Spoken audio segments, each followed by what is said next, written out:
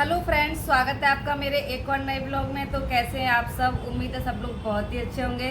और अभी तो हम भी ठीक हैं। फिलहाल तो थोड़ा सा जुकाम सर्दी हुआ है। तो वो मेरी प्रॉब्लम है कि मेरे को ना हर महीने जुकाम होता है। कभी कभी तो महीने में 2 बार भी हो जाता है। इतनी परेशान हूँ मैं इस जुकाम की वजह से कि क्या ही बताऊँ। लेकिन पहले ऐसा नहीं था। कुछ समय से ऐसा हो गया, जब से हम लोग मुंबई में शिफ्ट हुए हैं ना, तो यहाँ का हवा पानी मुझे उतना सूट नहीं करता।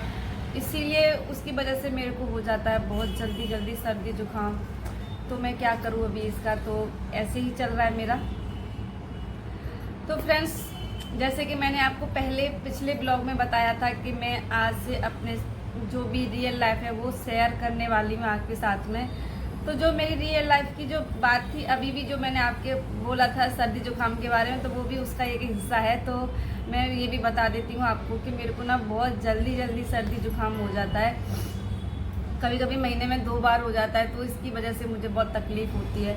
जिन लोगों को जुकाम होता है, मतलब सबको ही होता है वैसे तो, लेकिन जिन लोगों को ज़्यादा बुरी तरीके से होता है वो तो जानती हैं कि कितना सिर दर्द करता है, गर्दन दर्द करती है, ये गला अंदर से दर्द करता है। चलो छोड़ो, ये सब तो होता ही है ना, सबके साथ में होता है ऐसा। तो कहते हैं ना कि जब हमारा बचपन जब होता है, जब तक मतलब हमारी शादी नहीं होती, जब तक हम माँ बाप के साथ रहते हैं, हम अपने माँ बाप के ऊपर हम डिपेंड रहते हैं, यानी कि सारे खर्चे हमारे माँ बाप निकालते हैं हमारे। तो हमें कोई टेंशन नहीं रहती किसी भी प्रकार की, कुछ नहीं, बस मौज मस्ती में ही वो दिन हमारे निकल जाते हैं। खेलने कूदने में ही, खाने पीने में, जो चाहिए वो ले लो भाई। और माँ बाप से जिद करके भी हम लोग ले सकते हैं। तो वो जीवन मेरा बहुत अच्छा रहा था। मैं शुरू कर रही हूँ उसके बाद की जो कहते हैं ना असली ज़िंदगी, जहाँ से शुरू होती है, जब हमारी शादी हो जाती है, जहाँ से हमारी असली ज़िंदगी शुरू होती है, मैं वहाँ से शुरू करूँगी। अभी तो पहले की लाइफ में मैं आपको बताऊँगी, लेकिन कभी कभी बीच बीच में बता दिया करूँगी, ठीक है? क्योंकि शायद आपको उसमें इतना इंटरेस्ट नहीं आएगा, और आ भी सकता है किसी किसी को, क्योंकि किसी को अपने बचपन की चीज़ें तो सबको ही याद रहती हैं और सबको पसंद आती हैं कि हम अपने बचपन की चीज़ें सबके सामने बताएं। लेकिन वो मैं बीच बीच में बता दिया करूँगी आपको, ठीक है? तो मैंने अपने जीवन में इतना संघर्ष किया है, बहुत ज़्यादा, जहाँ से मैं बता रही हूँ आपको, जब से मेरी रियल लाइफ शुरू होती है। वो भी रियल लाइफ ही होती है सबकी, लेकिन आप सब जानते हैं कि जब से शादी हो जाती है, जिन लोगों की शादी हो गई है, जो लोग मुझे देख रहे हैं, उनमें बहुत सारे लोग हैं जिनकी शादी नहीं हुई है, और बहुत सारे लोग हैं कि जिनकी शादी हो चुकी है। तो वो जानते हैं कि कितना संघर्ष होता है। तो जो माँ बाप के साथ रहते हैं घर में, मतलब पीछे कोई हाथ रखने वाला रहता है ना, कि हम तुम्हारे साथ हैं, तो कोई भी प्रॉब्लम होती है तो वो लोग हमारा मतलब कहते हैं ना कि हमारे साथ खड़े रहते हैं हर चीज़ में। लेकिन हमारे साथ ऐसा कुछ भी नहीं था। जो भी संघर्ष किया हमने अकेले ही किया अपनी ज़िंदगी में। मैंने बहुत ज़्यादा संघर्ष किया, मैंने और मेरे पति ने बहुत, मतलब कहते हैं ना, एक दूसरे के साथ मिलके हमने बहुत संघर्ष किया। तो कहते हैं ना कि जो संघर्ष करता है वो भी अकेले, उसको जीवन का बहुत ज़्यादा तजुर्बा आ जाता है। जैसे कि मैंने ना इतना संघर्ष किया है अपने जीवन में कि मुझे ज़िंदगी का, मतलब कहते हैं ना कि तजुर्बा बहुत है। जैसे मेरी इतनी लाइफ, मतलब सॉरी मैं भूल जाती हूँ, जितनी मेरी उम्र नहीं है उससे ज़्यादा मेरे जीवन ने मुझको तजुर्बा दे दिया है इसी उम्र में, क्योंकि मैंने संघर्ष बहुत किया है अपने जीवन में। तो जो संघर्ष करते हैं उनको तजुर्बा बहुत ज़्यादा हो जाता है, लेकिन जब तजुर्बा होता है तो उनको एक लाइफ जीने का तरीका, यानी एक कहते हैं ना कि असली ज़िंदगी का मज़ा, असली ज़िंदगी जीने का तरीका भी आ जाता है धीरे धीरे। जैसे मुझे आ गया है, मेरे पति को भी आ गया है।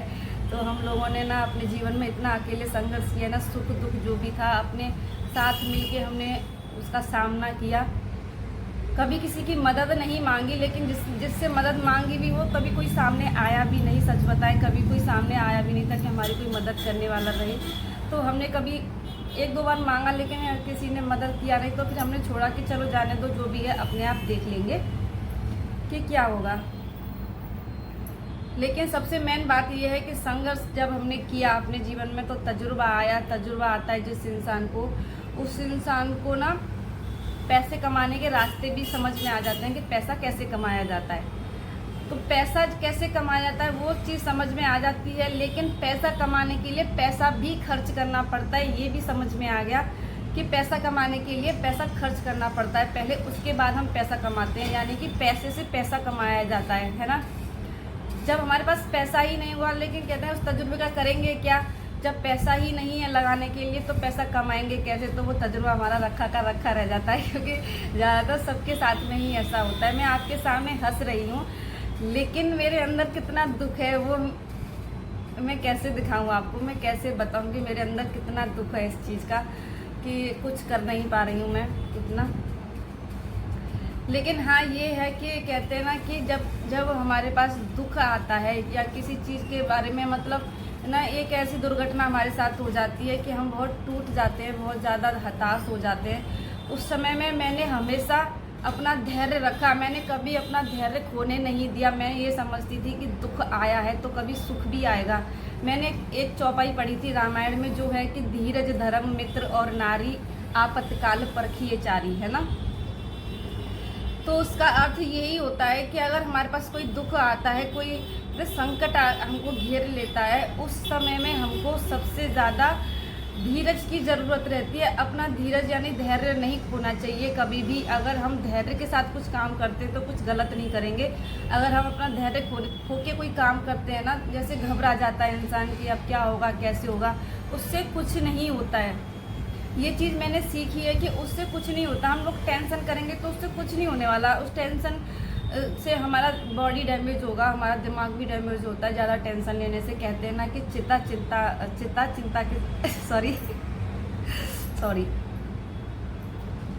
चिता के समान होती है ना। तो वो चिंता तो खैर मेरे साथ 24 घंटे रहती थी दिमाग में कि क्या करें क्या ना करें, लेकिन वो चीज़ मुझे दिमाग में रही थी हमेशा कि धीरज धर्म मित्र और नारी आपातकाल परखिए चारी। तो जैसे कि मैंने अपना धीरज नहीं खोया कभी भी मैंने अपना धैर्य नहीं टूटने दिया था। मैंने बस यही सोचा था कि सुख और दुख इंसान की एक छाया होती है। अगर सुख एक चक्र चलता है हमारे जीवन में, तो अगर सुख आया है तो दुख भी आएगा और दुख आया है तो सुख भी आएगा। अगर हम सुख को खुशी खुशी गुजार सकते हैं तो दुख को कौन गुजारेगा, दूसरा तो गुजारेगा नहीं, वो भी हमको ही गुजारना पड़ेगा। चाहे रो के गुजारो या हंस के गुजारो, तो क्यों ना हम लोग हंस के गुजारें। लेकिन हमने हंसे भी और रोए भी बहुत ज़्यादा। मैं तो बहुत ही ज़्यादा रोई हूँ अपने जीवन में, अकेले इतना रोई हूँ मैं अपने जीवन में कि मैं आपको बता नहीं सकती। बहुत ज़्यादा रोई हूँ मैं अपने जीवन में। कभी कभी ऐसा लगता था कि बस सुसाइड कर लो और कुछ नहीं बचा मेरे जीवन में, ख़त्म हो गया सब कुछ। क्योंकि कहते हैं ना गरीबी सबसे ज़्यादा बुरी चीज़ होती है इंसान के जीवन में, है ना। इंसान को कुछ भी हो जाएगा लेकिन गरीबी नहीं झेलती। वैसे सच बात तो ये है कि इंसान के जीवन का सबसे बड़ा दुख होता है उसका शरीर जब बीमार होता है ना। लेकिन आज के समय के हिसाब से देखा जाए तो अगर हमारे पास पैसे नहीं हैं तो उस शरीर को भी हम कैसे ठीक करेंगे जब हम बीमार हो जाएंगे। तो जब मैं कभी बीमार होती थी ना और मेरे पास पैसे नहीं हैं इतनी कि मैं अंदर से इतना रोती थी ना कि मैं करूँ तो करूँ क्या। इतना सब कुछ सहा है मैंने अपने जीवन में, बहुत ज़्यादा सहा है। मैं बता नहीं सकती कि मैंने कितना सहा है, लेकिन मैं धीरे धीरे आपको सारी कहानी बताऊंगी कि हमारी लाइफ कैसे गुजरी थी। तो उन दिनों की बात है। पहले मैं आपको ये बता दूं कि मैंने अपना धैर्य नहीं खोया था कभी। मैं हमेशा यही सोचती रहती थी कि दुख आया है तो सुख भी ज़रूर आएगा, दुख आया है तो सुख भी ज़रूर आएगा। हर दिन रात मेरे दिमाग में यही चीज़ रहती थी। लेकिन धीरे धीरे हमारा समय थोड़ा थोड़ा बदलने लगा भगवान की कृपा से। आज जो कुछ भी है सब भगवान की ही देन है, उन्हीं की कृपा से सब कुछ हुआ है। लेकिन कहते ना कि मैंने भी अपना धैर्य कभी खोया नहीं था। उन दिनों में मैं कितना रोती थी, बहुत ज़्यादा। मैं आपको बताती हूँ, अब उन दिनों की बात है कि हमारी शादी के कुछ दिनों बाद मैं प्रेग्नेंट थी। मेरी मतलब जो बेटी है वो पेट में थी मेरे। तो हमारे पास पैसे भी नहीं थे, बहुत ही गरीबी हालत थी हमारी, बहुत ज़्यादा। और कोई ये अगर पूछे कि माँ बाप ने क्यों नहीं आपका साथ दिया उस समय पे, तो कहते हैं ना कि माँ बाप के पास भी उतना नहीं था कि वो हमारी ज़्यादा मदद कर सकें। और सबके घर में ज़्यादातर यही होता है कि सबकी शादी हो जाती है तो अपना अपना करो, अपना अपना कमाओ, अपना अपना खाओ, ज़्यादातर यही होता है छोटी फैमिली में। या जिसके हम छोटी फैमिली से हैं तो गरीबी हालत में तो इंसान फिर यही करता है कि बच्चों की शादी हो जाती है तो सब लोग अपना अपना करो, अपना अपना खाओ, वो हिसाब हो जाता है। लेकिन हाँ, मिडिल क्लास लोग रहते हैं या अमीर लोग रहते हैं तो वो अपने बच्चों के साथ हर समय खड़े रहते हैं हर चीज़ के लिए, क्योंकि उनके पास पैसा होता है ना। तो वो चीज़ हमारे साथ हुई थी, उतना पैसा नहीं था तो उन्होंने मदद नहीं की। और कभी कभी था भी तो हमने उतना मांगा नहीं था उनसे, सच बताए कभी मांगा भी नहीं। और कभी उन्होंने, हाँ ऐसा है, मैं कह सकती हूँ इस चीज़ को कि अगर वो चाहते तो थोड़ा बहुत कर भी सकते थे, लेकिन उन्होंने किया भी नहीं था, अपनी तरफ से भी नहीं किया था। फिर हमने भी ज़्यादा फोर्स नहीं किया कि हमारी मदद कर दो, तो वो चीज़ थी। तो जब मेरी बेटी मेरे गर्भ में थी, जब मैं प्रेग्नेंट थी, तो उस समय पे क्या हुआ था, अचानक से मेरे कहते ना कि कंगाली में आटा गीला, वो हिसाब हो गया था मेरे साथ, कंगाली में आटा गीला होने वाली बात। तो जैसे मेरा ना पेट में बहुत ज़्यादा दर्द होने लगता था, बहुत ज़्यादा दर्द होता था, मुझे बर्दाश्त से बाहर था वो चीज़। तो फिर मेरे हस्बैंड ने मेरे अच्छी डॉक्टर के पास मेरे को दिखाया था, उनकी फ़ीस भी काफ़ी महंगी थी। तो उन्होंने बोला कि चलो कोई बात नहीं, तुम ठीक हो जाओ, बस हमारे लिए तो वही है, पैसा खर्च हो रहा तो क्या करेंगे, है ना।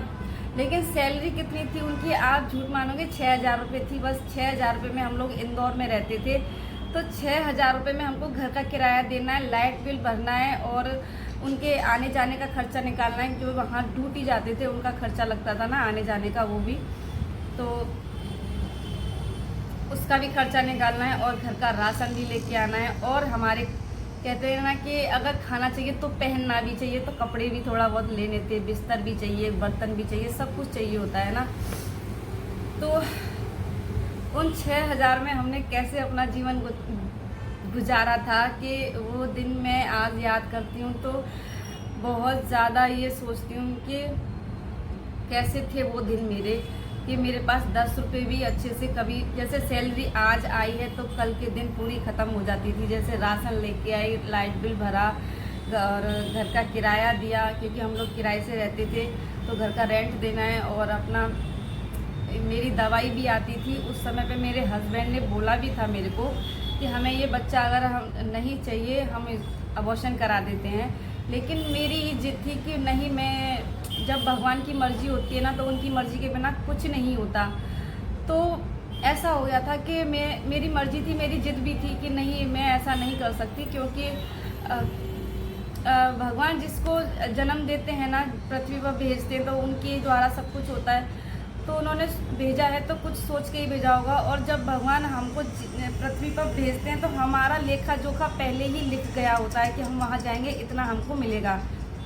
तो हम आए, अपना नसीब लेके आए, तो हमारा बच्चा भी आएगा तो अपना नसीब लेके ही आएगा। तो मेरे दिमाग में बस यही था, मैं उनसे यही जिद करती थी कि अगर हम अबॉर्शन करा देंगे तो एक पाप होगा हमारे लिए, क्या कहते हैं, जीव हत्या करना बहुत बड़ा पाप होता है। तो उन्होंने यही बोला था कि हम 2 का खर्चा नहीं निकाल पा रहे तो तीसरे का खर्चा कैसे निकालेंगे। फिर मैंने उनको यही समझाती थी बार बार कि अभी ऐसा लग रहा है आपको, जब उसका जन्म हो जाएगा तो भगवान अपने आप दे देंगे उसके लिए भी। लेकिन 3 महीने तक उन्होंने 3-4 महीने तक जिद किया, लेकिन फिर उसका टाइम निकल गया। तो वो बस मेरे को ताना मारते थे कि तूने मेरी बात नहीं मानी, तूने मेरी बात नहीं मानी। लेकिन मैं इग्नोर करती रही थी। और जब हम दवाई लेने जाते थे तब भी मेरे को बहुत डांटते थे, बहुत ज़्यादा, कि अगर मेरी बात मान ली होती, क्योंकि उस समय में हमारी एज भी ज़्यादा नहीं थी, मेरी उम्र थी बस 20 साल की और वो थे शायद 21 या 22 साल के होंगे।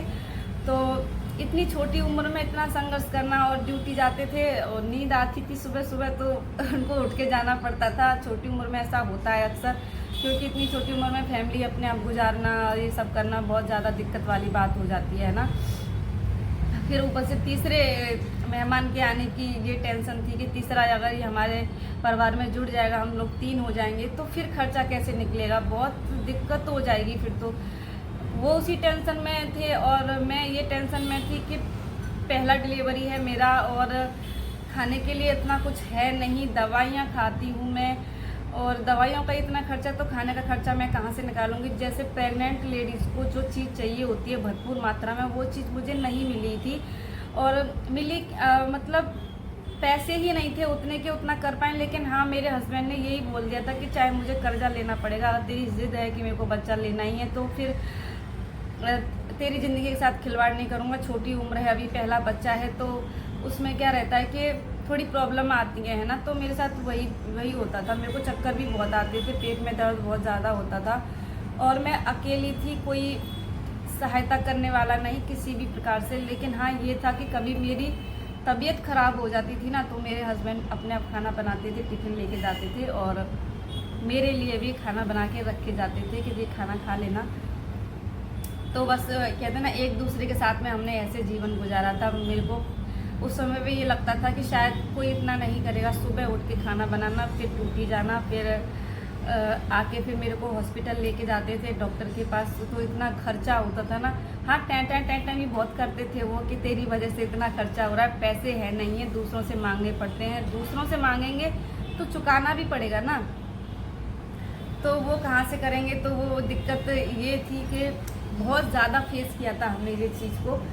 फिर क्या हुआ था कि मेरे को 9 महीने मतलब दर्द में 8 महीने ऐसे निकल गए थे, और 8वें महीने का लास्ट डेट था मेरा। 8वें महीने के लास्ट डेट में मेरा करवा चौथ का पहला व्रत पड़ा था।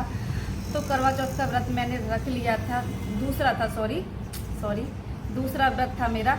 तो मैंने तोड़ा नहीं था वो, मैंने खाली पेट व्रत रखा, और रात को हम लोग सो गए थे अच्छे खासे। थोड़ा चक्कर आ रहा था मुझे, लेकिन चक्कर आ रहा, मुझे लग रहा था कि मेरी कहीं तबीयत ज़्यादा ख़राब ना हो जाए, पेट में कहीं ज़्यादा दिक्कत ना बन जाए। मैंने गलती कर दी शायद ये व्रत रख के, अगर कुछ खा लेती दिन में तो अच्छा रहता। तो सुबह के टाइम पे मेरी तबीयत वाकई में और ज़्यादा ख़राब हो गई थी, इतनी ज़्यादा ख़राब हो गई थी कि मैं बता नहीं सकती। लेडीज़ वाली बात है तो उतना खुल के नहीं बताऊंगी, लेकिन मेरे पेट में डिलीवरी पेन शुरू हो गया था। तो मेरे हस्बैंड जा चुके थे ड्यूटी पे, तो फिर मैंने उनको फ़ोन करके बुलाया कि ये दिक्कत हो गई है मेरे साथ में। फिर वो आए थे, तो हमारे पास ना बाइक नहीं थी, तो वो किसी से अपने पार्टनर से, मतलब जहाँ वो काम करते थे वहाँ से किसी से मांग के लेके आए थे, बाइक लेके आए थे। बाइक तो ले आए, लेकिन पैसे का इंतज़ाम कहाँ से करेंगे, सैलरी तो वही आती थी 6,000 रुपये। और हमारे साथ ऐसा चक्कर चला था ना उस दिनों में, मैं आपको बता नहीं सकती कि पैसा ही पैसा चाहिए था, और पैसे थे नहीं। अगर हम किसी से कर्जा भी ले लेंगे तो चुकाएंगे कैसे, ये सबसे बड़ी दिक्कत थी कि हम चुकाएंगे कैसे, है ना। तो फिर वही टेंशन, उनके दिमाग में वही टेंशन मेरे दिमाग में थी, लेकिन इलाज तो करवाना ही था, लेकिन फिर हम लोग चले गए थे हॉस्पिटल, जहाँ डॉक्टर ने हमको, जहाँ हमारा पहले इलाज चल रहा था, उन्हीं डॉक्टर को हमने दिखाया था। लेडीज डॉक्टर थी, अच्छी खासी थी वो, तो फिर बहुत ही ज़्यादा अच्छी डॉक्टर थी, मतलब कहने को उनको तजुर्बा अच्छा था। तो फिर उन्होंने बोला कि आपको व्रत रखने की वजह से ये प्रॉब्लम आई है, आपको व्रत नहीं रखना चाहिए था। उन्होंने मुझे डांटा भी था, लेकिन उन्होंने बोला कि तुमको कोई समझाने वाला नहीं है क्या। मैंने कहा नहीं, मैं अकेले रहती हूँ, तो कोई इतना कुछ समझाने वाला नहीं था मुझे कि खा के व्रत रखना है, ऐसे व्रत नहीं रखते। चलो कोई बात नहीं। फिर उन्होंने बोला था कि आपका सीज़र करना पड़ेगा अभी इसी वक्त। तो मेरे ना एकदम छक्के छूट गए थे, पसीना छूटने लगा था, मैं दर्द भी भूल गई थी कि सीज़र करना पड़ेगा, और मेरे पास तो पैसे भी नहीं है, हम कहाँ से करेंगे। तो मेरे हस्बैंड ने पूछा क्या नॉर्मल डिलीवरी नहीं हो सकता। उन्होंने बोला कि नहीं हो सकता, क्योंकि समय भी पूरा नहीं हुआ है अभी। तो हमने फिर उनसे बात किया था कि कहीं ऐसा, मतलब कुछ ऐसा हो सकता है क्या कि हमारा जो मेरे दर्द हुआ था बहुत ज़्यादा, तो उन्होंने कहा कि लेबर पेन शुरू हो गया है, डिलीवरी करना पड़ेगा, वो भी सीजर द्वारा। तो मैंने उनसे रिक्वेस्ट किया कि ये अगर जो मेरे को पेन हो रहा है वो बंद हो सकता है कि नहीं, और बच्चे को कोई नुकसान ना हो। तो फिर उन्होंने बोला कि ठीक है, मैं आपको एडमिट कर देती हूँ। उनके पास मतलब क्लिनिक था, उनके पास कोई हॉस्पिटल नहीं था, तो उन्होंने जहाँ उनका कांटेक्ट था वहाँ पे उन्होंने बोला कि इस हॉस्पिटल में आप चले जाइए। मेवाड़ा नाम से एक हॉस्पिटल था इंदौर, महू में। तो हम लोग चले गए थे, महू पड़ता है इंदौर के पास में, है ना। तो हम वहाँ गए तो देखा कि वहाँ का तो बिल बहुत ज़्यादा पड़ता था, लेकिन डॉक्टर को उससे क्या लेना देना तो हमको था उससे कि हमको बिल भरना है। डॉक्टर को क्या था, कुछ नहीं, क्योंकि डॉक्टर ने कहा कि तुम्हारा अच्छा इलाज चाहिए तो फिर उसको हॉस्पिटल में जाना पड़ेगा।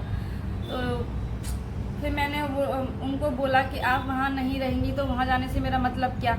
तो फिर उन्होंने बोला कि मैं आया करूँगी दिन में 2 बार आपसे मिलने के लिए, लेकिन उसका फीस मेरे को एक्स्ट्रा देना पड़ेगा।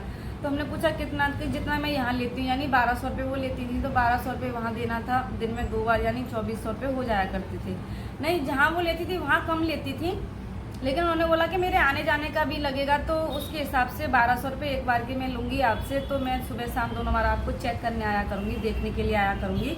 तो 2400 रुपये उनके हो गए थे ना। तो फिर मेरे हस्बैंड ने, मेरी तबीयत इतनी ख़राब थी, लेकिन उन्होंने ताना मेरे को फिर भी मारना बंद नहीं किया था। उस समय रास्ते में हम जा रहे थे, डांटते जा रहे थे, चिल्लाते जा रहे थे, पूछो ही मत। और मैं एकदम शांत होकर उनकी बात को सिर्फ सुन रही थी, क्योंकि मेरे को दर्द हो रहा था। मुझे ये लग रहा था कि ये कितना भी सुना दें, बस मेरा इलाज करवा दें अभी। तो वो करते करते हम लोग हॉस्पिटल पहुँचे। वहाँ पे मालूम पड़ा कि वहाँ का बिल भी बहुत ज़्यादा है। तो मैं 5 दिन के लगभग वहाँ रही थी। तो दीदी रहती थी इंदौर में, जीजाजी रहते थे, यानी मेरी ननद और नंदोई रहते थे, तो वो महू में ही रहते थे। तो फिर वो दीदी वहाँ पर रही थी मेरे साथ में 5 दिन। हम लोग वो क्या करती थी कि सुबह आती थी, शाम को चली जाती थी, ऐसा करती थी। शाम को आई तो सुबह चले गए अपना घर का काम करने के लिए, और वो हमारे लिए खाना भी बना के लाती थी, है ना। लेकिन उस समय की बात थी कि पैसे एक भी नहीं था, तो थोड़ी मदद दीदी ने कर दी थी हमारी। लेकिन और किसी भी फैमिली मेम्बर में से किसी ने ये नहीं पूछा था कि दिक्कत क्या है। बताया हंसी के पापा ने, मेरे पति ने उनको फैमिली मेम्बर को बताया कि डॉक्टर ने एडमिट कर लिया है, मेरे पास पैसे नहीं है। और वो काफ़ी रोए भी थे उस समय पे, बहुत ज़्यादा रो रहे थे। और मैं ये बेड पे थी और दूसरा बेड हमारा बाजू वाला खाली था। मैं आज भी, मुझे याद आया वो दिन कि इस बेड पे मैं रो रही हूँ, उस बेड पे मेरे पति रो रहे हैं तकिए में मुंह डाल के कि अब क्या होगा, हमारा कोई मदद करने वाला नहीं है। जिसने भी मदद की उससे हम ज़्यादा मदद ले भी नहीं सकते, है ना। और 5 दिन में हमारा बिल बना था कुछ 40,000 के लगभग का 5 दिन का बिल था। तो वो बिल के लिए इतनी टेंशन थी कि अब बिल हम कहाँ से भरेंगे। लेकिन जहाँ ये जॉब करते थे वहाँ इतना व्यवहार बना के रखा था इन्होंने कि उन्होंने सुना कि ब्रजेश ड्यूटी नहीं आया है तो क्या दिक्कत होगी। तो उन्होंने पूछा कि ऐसे ऐसे बात है, उन्होंने बताया। तो सब जो पहचान वाले थे ना, उन्होंने हमारी बहुत मदद की थी। और उस समय पे ये दिक्कत आया था कि ब्लड चाहिए था मुझे। अब ब्लड के लिए भी पैसे नहीं थे उतने, और किसी ने भी ये नहीं बोला, कभी किसी ने ये नहीं बोला कि हम मदद के लिए रेडी हैं कि हमारा ब्लड ले लो। ना ही किसी फैमिली मेम्बर ने, ना ही किसी पहचान वाले ने उतना बोला कि हम ब्लड दे देंगे। लेकिन जहाँ ये काम करते थे ना, जिस कंपनी में, तो उस कंपनी में से कुछ 3-4 लोग आए थे जिन्होंने पैसे भी दिए थे। किसी ने 10,000 दिए, किसी ने 8,000 दिए, किसी ने कितने भी दिए, सबने हमारी मदद की थी। कहते हैं ना कि भगवान जब सब कुछ पहले से ही तय करके भेजता है कि तुम्हारे साथ ये तुमको दिक्कतें आएंगी, तो वो सब हमारे साथ हो रहा था। लेकिन मैं बताने में थोड़ा आसान लग रहा है, लेकिन अगर आप सुनेंगे ना, आप ये एक्सप्लेन करो कि वो मेरी जगह पे आप उस चीज़ को सोच के देखो कि हमारे पास पैसे नहीं है, हॉस्पिटल में भर्ती हूँ और पैसे का इतना टेंशन, ऊपर से दवाइयाँ, शरीर में इतना दर्द था बहुत ज़्यादा। मेरी ना नींद हराम हो रही थी, चैन नहीं पड़ रहा था बिल्कुल भी कि करूँ तो करूँ क्या।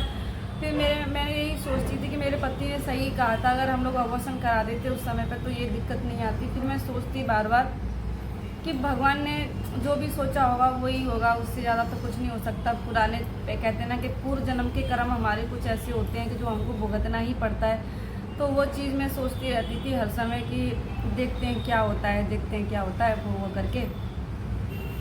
तो किसी ने 8,000 दिए, किसी ने 10,000 दिए, किसी ने कितने भी दिए। फिर उन्होंने देखा कि ब्लड कहीं नहीं मिल रहा था। मेरे हस्बैंड गए थे कई जगह ढूंढने के लिए कि ब्लड नहीं मिला था कहीं पे। तो फिर ब्लड की दिक्कत, अब कौन दे ब्लड, जो साथ में थे उन्होंने भी ब्लड नहीं दिया था। और फैमिली मेम्बर गांव में थे तो उन्होंने भी कभी ये नहीं पूछा कि चलो हम आ जाते हैं, इतनी दिक्कत है। अगर ब्लड कहीं नहीं मिल रहा है तो किसी को आना ही पड़ेगा भाई ब्लड देने के लिए, क्योंकि पेशेंट को ज़रूरत है, वो भी प्रेग्नेंट लेडीज़ को। तो लेकिन प्रेग्नेंट लेडीज़ को अगर ब्लड चाहिए तो इंसान कहते हैं ना कि 600 किलोमीटर का 1200 किलोमीटर भी जाना पड़ेगा, किसी इंसान के जीवन का सवाल है तो। लेकिन किसी ने इतना सीरियस लिया नहीं था, मुझे सच बताऊं कि किसी ने मुझे इतना सीरियस लिया नहीं था। मरती है तो मरे, जिए तो जिए, हमको क्या, वो वाली चीज़ हो गई थी शायद, मुझे ऐसा लग रहा था। क्योंकि जो हमारे साथ गुजरती है तो हम लोग, हमारे दिमाग में वही चीज़ें आती हैं जो हम फेस कर रहे होते हैं, है ना। ये सबके साथ में ऐसा ही होता है। अगर मेरी जगह आप लोग भी में से कोई भी होता तो वो यही सोचता कि मेरी मदद करने के लिए कोई नहीं आया है, तो उनके दिमाग में तो यही होगा, मरे जिए हमको क्या करना। तो वही है, तो मैंने देख लिया है ये चीज़, मैंने अच्छे से सीख ली है उस दिन से। और आज तक मेरे दिमाग में, मेरी बेटी हो गई 9 साल की, यानी अब नवंबर में 9 साल की हो जाएगी। उस दिन से आज तक मैंने ये चीज़ अपने दिमाग में हमेशा से रखी है कि एक लेडीज़ का दूसरा जन्म होता है। उस समय पे अगर वो मर भी जाए तो भी कोई भरोसा नहीं है, और बच भी जाए तो भी कोई भरोसा नहीं, मतलब भगवान की कृपा है कि वो बच जाए, और वो भी इस कंडीशन में। बहुत ज़्यादा मैंने दिक्कत फेस की थी उस समय पे। तो कहते ना, उस दिन से मैंने अपने दिमाग में ये गांठ बांध ली थी कि मेरे लिए ना तो कोई परिवार वाला है, ना कोई दोस्त है, ना कोई बाहर का है, ना कोई समाज है, ना कुछ है। मैं सिर्फ उसकी इज्जत करूंगी जो मेरी इज्जत करेगा, जो मैं उसकी हेल्प करूंगी जो मेरी हेल्प करेगा। आज के बाद उस दिन से आज तक मेरा रूल यही रहा है कि आपको आप सच बताना, कमेंट में भी बताना क्या मैंने सही किया था या गलत किया था, क्योंकि जब मैं हमारे साथ कोई खड़ा नहीं होता है उस समय पे यही लगता है कि कोई कुछ नहीं होता। बहुत लोग कहते हैं कि अपने अपने होते हैं, है ना। तो मेरे दिमाग में ना तो कोई अपना है और ना कोई पराया है, ना कोई कुछ है। मैं सच बताती हूँ, मेरे दिमाग में बस यही रहता है उस दिन से कि जो मेरी इज्जत करेगा मैं उसकी इज्जत करूँगी, चाहे कोई घर का हो या बाहर का हो या कोई दोस्त हो या कोई भी सही। जो मेरी इज्जत करेगा मैं उसकी इज्जत करूँगी, और जो मेरी सहायता करेगा मैं उसकी सहायता करूँगी, जो मेरे काम आएगा मैं उसके काम आऊँगी। बाकी मेरा और कोई मकसद नहीं। सबके साथ बराबर का हिस्सा मैं रखती हूँ, सबके साथ में बराबर का रिश्ता रखती हूँ। ना मेरा कोई अपना है, ना कोई मेरा पराया है। तो जो मेरे काम आएगा मैं उसके काम आऊँगी, चाहे वो अपना हो या कोई बाहर का हो। जो मेरे काम नहीं आएगा मैं उसके काम नहीं आऊँगी। जो मुझे एक गाली देगा तो मैं भी भाई थोड़ा बहुत उसको कुछ बोलूँगी। मैंने उस दिन से अपना रूल बना लिया था कि जैसे को तैसा, जो दोगे वो वापस ले लोगे मेरे से। उस दिन से मैंने आज तक मैंने यही सोचा था कि अगर मैं ज़िंदा रही तो मेरे दिमाग में बस यही था कि अगर मैं ज़िंदा बच गई यहाँ से तो मेरे आज के बाद यही रूल्स रहेंगे कि ना मेरा कोई अपना है, ना मेरा कोई पराया है। जो मेरे काम आएगा वो मेरा अपना है। तो जिन लोगों ने मुझे ब्लड दिया था उस समय पे, जिनसे मेरी कोई जान पहचान नहीं थी, ना कोई हमारे घर खानदान के थे, ना कोई हमारी जाति के थे, ना कोई हमारे रिश्तेदार थे, ना कोई कुछ था, वो उन लोगों ने मेरी मदद की थी उस समय पे, जिन्होंने मुझे ब्लड दिया था। जो मेरे अपने मेरे पास में थे या दूर थे, उन्होंने किसी ने ये नहीं कहा था कि हम अपना ब्लड दे देते हैं। तो उस समय पे मुझे बहुत ख़राब लगा था, लेकिन कोई दिक्कत नहीं, मेरी तो जान बची गई थी, है ना। तो फिर थोड़े दिन की बात है, 9वां महीना मुझे हॉस्पिटल में ही लग गया था। फिर उस समय पे जब हमारी छुट्टी हुई थी, जैसे तैसे करके हमने कर्जा लेके पैसे दिए। फिर उसके बाद क्या हुआ था कि डॉक्टर ने बोला था कि इसी महीने आपकी डिलीवरी होने वाली है, क्योंकि 9वां महीना मुझे हॉस्पिटल में ही हो गया था। 5 दिन ऊपर हो गए थे। 8वां महीना लास्ट था उस दिन मेरा डेट। तो उस दिन मेरे को लेबर पेन शुरू हो गया था। लेकिन फिर 5 दिन मैं एडमिट रही थी हॉस्पिटल में। तो हॉस्पिटल में क्या था कि 5 दिन नहीं रही थी, 3 दिन शायद रही थी कुछ, है ना। 3 या 4 दिन रहेंगी, मुझे अभी इतना याद नहीं आ रहा है। तो 3 या 4 दिन ही रही होंगी हॉस्पिटल में मैं। तो उन्होंने बोला था कि इस महीने के मतलब अब क्या 20-22 दिन और रह गए, क्योंकि पूरा 9वां महीना गुजरता भी नहीं है जब तक लेबर पेन शुरू हो जाता है कुछ लेडीज़ों को।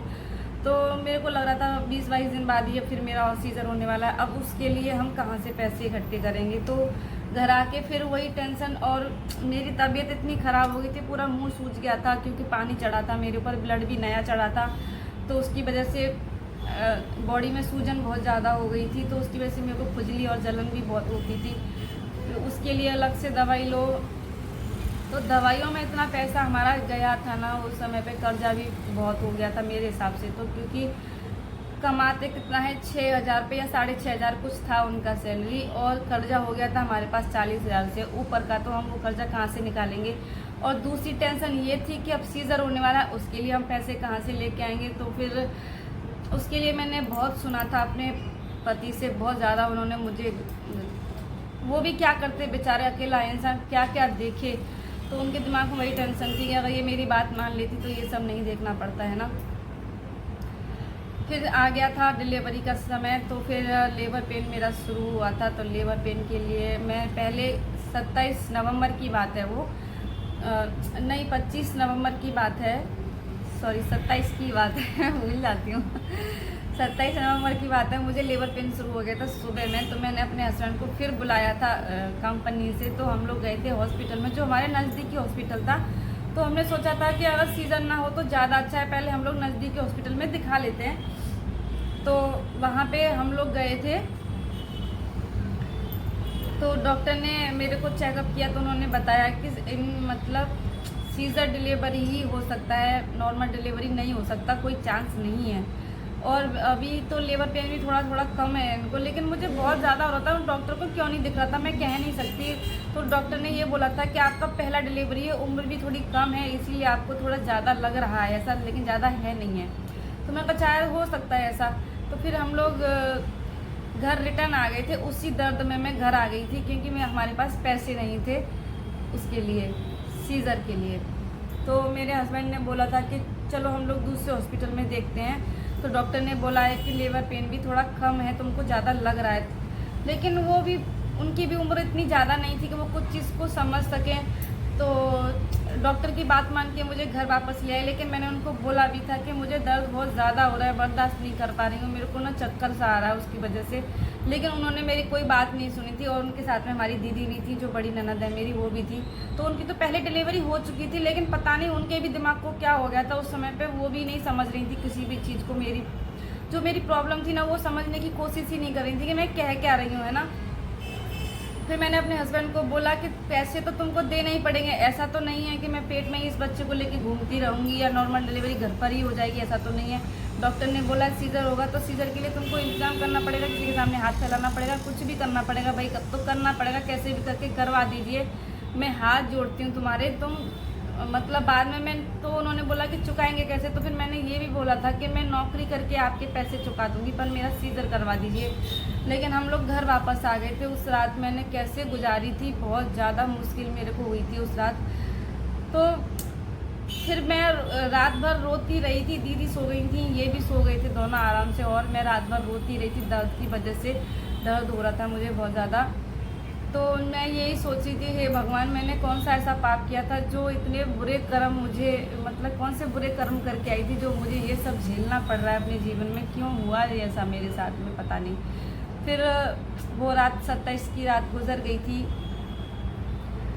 फिर उसके बाद क्या होता, 28 की सुबह हो जाती। मैंने इनको बोला था, ये ड्यूटी जाने लगे, तो फिर मैंने उनको बोला कि मेरे दर्द में आराम नहीं है, मैंने कुछ खाया पिया भी नहीं था उस दिन।